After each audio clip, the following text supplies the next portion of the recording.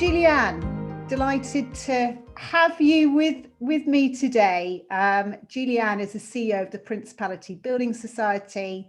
The Building Society is the sixth largest building society with, I think, over 160 years of heritage, which is That's right. Quite amazing.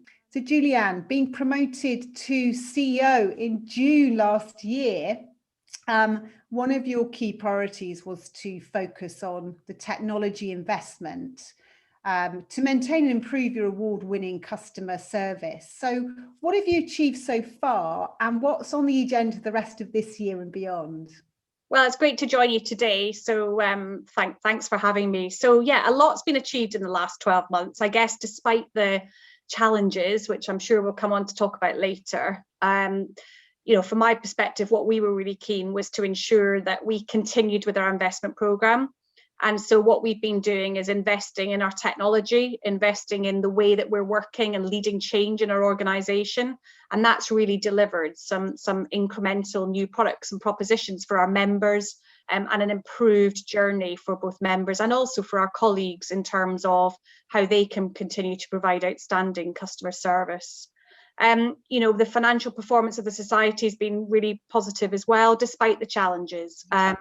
We've seen a very active housing market, but in terms of what's on the agenda for the next couple of years, continuing with that investment really is so important. Data, digital, ensuring that we've got better connectivity to sort of the markets that we operate in, and that we're continuing to be a more easy to do business with from a membership perspective, and that we maintain our relevance. So that's primary importance. And then secondly, I think, is just understanding what happens post-pandemic, continuing to invest in our colleague proposition, in leadership, in talent and succession, and making sure that clearly in these difficult times, we're supporting both our colleagues and our members through our sort of multi-channel branch and telephony and digital experience. So a busy agenda for the next couple of years. A very busy agenda. Wow, that's amazing. And I think sort of what we're seeing across the industry, there's a growing focus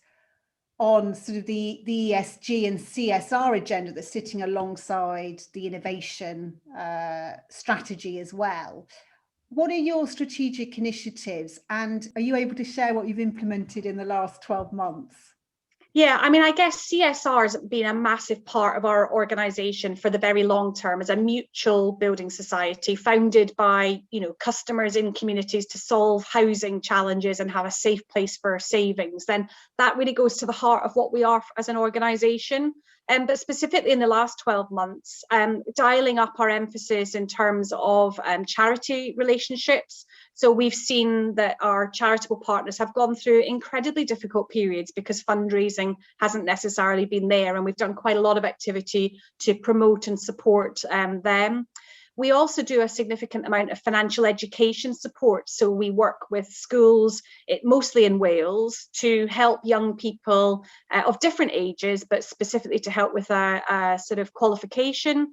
And in addition, we've managed to continue that despite not being able to necessarily get into schools in the normal way.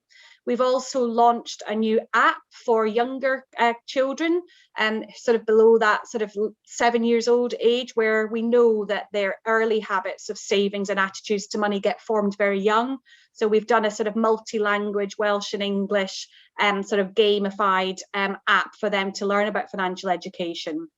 And finally, we've also continued with our investment in people getting and staying in homes. So whether that be through the range of mortgage products that we offer, whether it be in partnership with, for instance, our housing association relationships, and whether it's been about trying to create that real sense of a house building agenda here in Wales and outside of Wales, to make sure that actually that real focus around getting on the housing ladder continues, because we know that that's very, very challenging for people. And then finally, in terms of ESG, so this was an area when I came into role in September, I very much wanted to prioritise. So we've recruited one specific person to take accountability across the whole organisation, looking at our ESG plans and how those will sit alongside the CSR program that we've had underway. So as an example, we've just recently launched a fund for property developers to build carbon neutral homes, and that's an area I would expect to see a lot of growth in. We're offsetting our carbon usage for the first time as an organisation. We're changing our policies towards company cars to say they're only really there for essential users only, rather than as a sort of part of the package. So there's a whole mix of things, from internal focused and indeed from products and propositions, that we very much see as you say, a growing trend, and one that I think as a mutual and with our sort of brand, we can very much try to do a lot more to support that really growing and really important piece of work. You've done loads already. That's amazing. I like the sound of that app, and that you're responding to sort of different customer segments. I think that's amazing work. So well done to you. Thank you. And your team.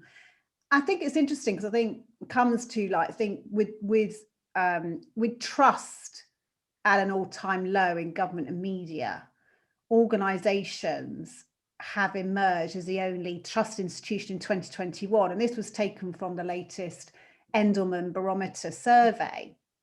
And I guess with that context, how have you and your leadership team maintained the trust of your employees, but also customers during this crisis? Yeah, I think it's a great point. And, for us, there's a number of things that we've focused on. Firstly, being very visible. So whether that be in terms of our colleagues, whether that be in terms of sort of our advertising and our presence in high streets. So that's been very much, and just being very adult to adult in our communication style with all of those stakeholders. So when we haven't necessarily had all the information, be honest about that, but then tell people when we will and come back to them. And that's been really appreciated, particularly by colleagues.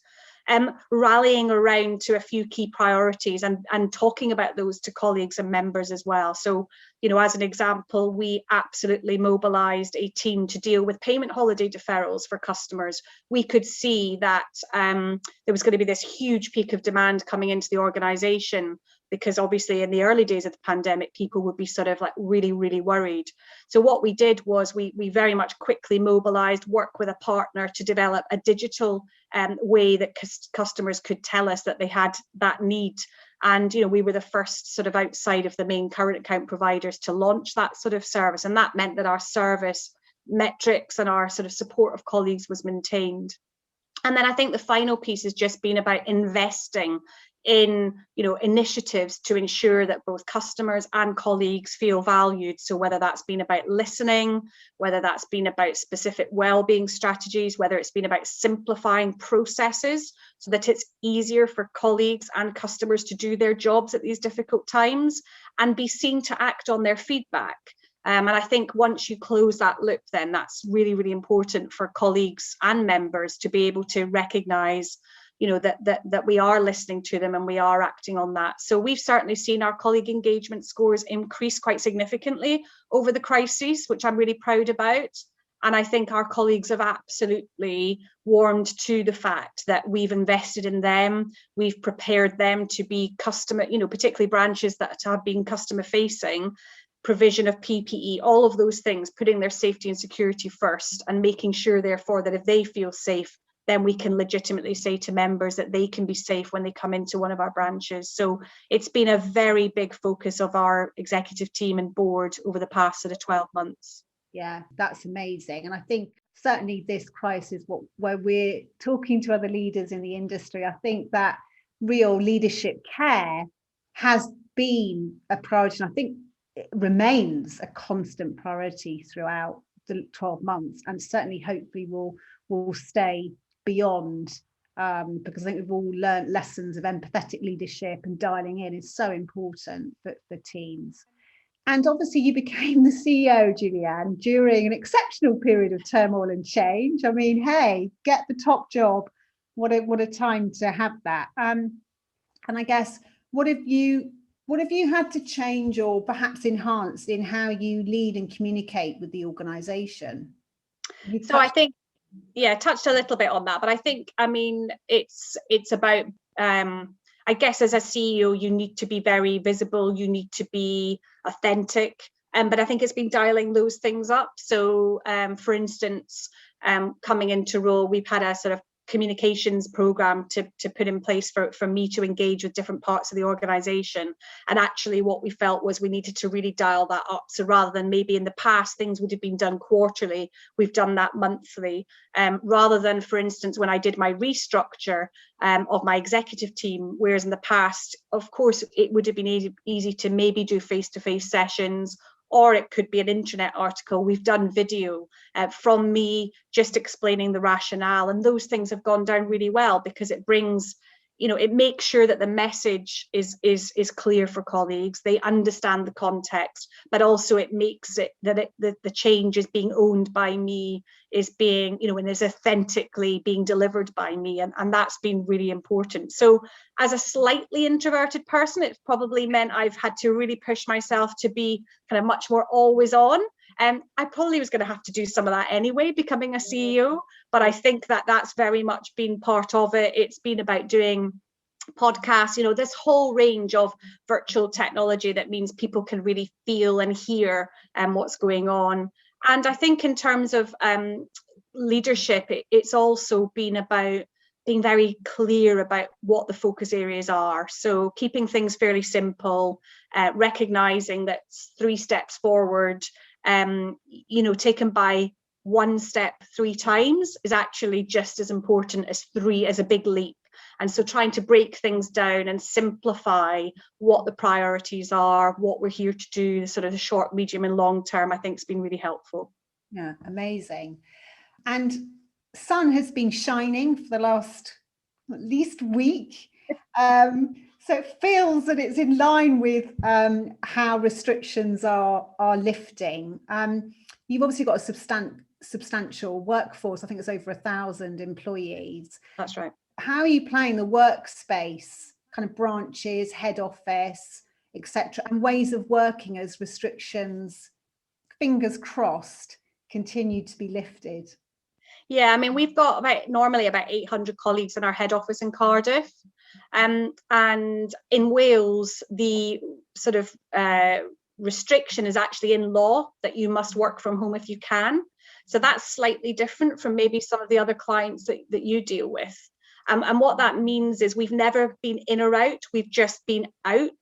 We've literally, from about 3 weeks after national lockdown started at the end of March, we've had only about 15 colleagues in our head office. And clearly there have been times when that's increased slightly. So for instance, if colleagues maybe are struggling with mental health, or maybe they are living in accommodation that wouldn't be appropriate for them all of the time, then clearly we've changed that. We've allowed people to come in. But generally speaking, it's meant that all colleagues are out all of the time. And the other thing, which is kind of a bit of a shame, but one of my first sort of decisions and recommendations that I made to board was we actually needed to spend quite a significant amount of money on our head office building. So I guess just in true rip the plaster off, we made that decision to do that in November. So what that means is we're going literally back to concrete, putting in all new electrical, mechanical, air conditioning, you name it. So unfortunately, it means that for colleagues, actually, they will remain out for a considerable period of time, more than the restrictions. But what I'm envisaging going forward is, a head office with much more collaboration space, with much more opportunity to have little cozy one-to-one coaching areas. So recognizing that this way of working is going to stay, that actually 47% of my colleagues want to work from home permanently going forward. And the remaining are either in head office all the time, a very small proportion, and the majority want to do what I'm calling a hybrid sort of approach. So actually, as you say, that way of working, that hybrid is going to be here for the longer term. That way of making sure that we're really optimizing the virtual experience as well for colleagues is really, really important. But then reframing what you could do when you come into head office. So less desks, less banks of contact center, much more collaboration space, sort of a workshop space, and then that kind of much more cozier one-to-one space, as well as obviously the sort of important social moments, which I think people are missing very much. So we will be doing that program of work, and have been. It's underway. There's lots of banging on the office walls when I was in the other day, but in effect we'll be out of our office mostly till the end of this year, and then we'll be bringing people in much more on that more flexible approach of let's do what suits for colleagues, because we've all learned you do not need to be in the office to be successful, to be productive, and actually many colleagues are enjoying the better work-life balance that it gives. So why would we ever want to go back? And actually, as you said, timings to your office, but in a way you can get it to be exactly now as you need it to be. You know, lots of organizations have got the existing building trying to now create what needs to be a collaborative workspace, and a lot of businesses aren't fit for purpose. That's right. And we, you know, our view was that we're going to have to do this work at some time. Yeah. So actually, when the building is empty, and of course we didn't know how long for, because it has to be empty, then let's crack on. It makes it a shorter project, it makes it more cost effective, and as you say, we can be much more radical in what we're trying to achieve. Very good.